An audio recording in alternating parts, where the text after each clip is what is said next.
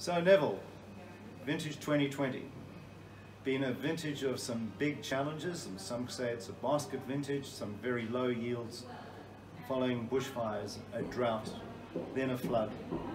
All sorts of things have gone crazy this vintage, so how do you see things? It is a challenging vintage, John.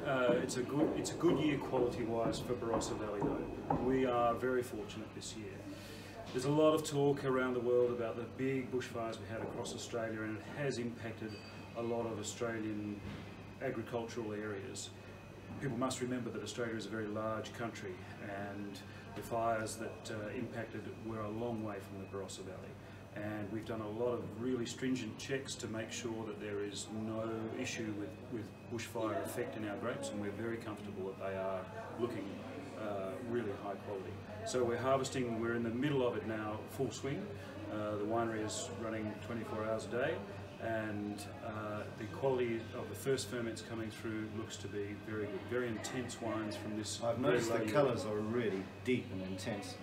Not so much fluid in their wines, but man, they're intense. No, it's a very low yielding year, that is certainly true, and Barossa has had the same conditions in terms of a very dry summer and some challenging weather at flowering, which meant that the crops that we set were very low. So very difficult year for growers, low volumes, but it's a winemaker's year. It's a high quality year. And Neville, to our good audience out there, and we're all honest here, we're a private family here, we do know that Eden Valley's copped a hell of a hiding. Particularly in white wines, we could be as low as 80% of a normal crop.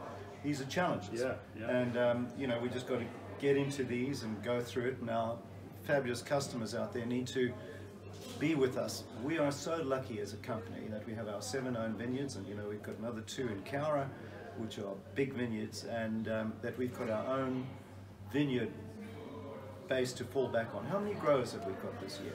We've got 41 growers, and they will all feel quite a lot of pain in such a low yield. Don't be too humble, John. You're right, we do have some big vineyards in the Eden Valley, and the Eden Valley did get hurt in terms of its yield, and we are 80%. Hiding, boys are hiding.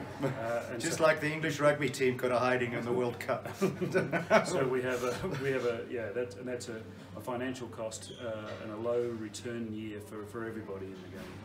It's very sad for our small growers in that, but you know, some of these guys have been with us, Neville, for 6 generations, way before my time and your time, and I'm just so comfortable to be able to hold with these guys, do as much as we can as a company to all get through this together.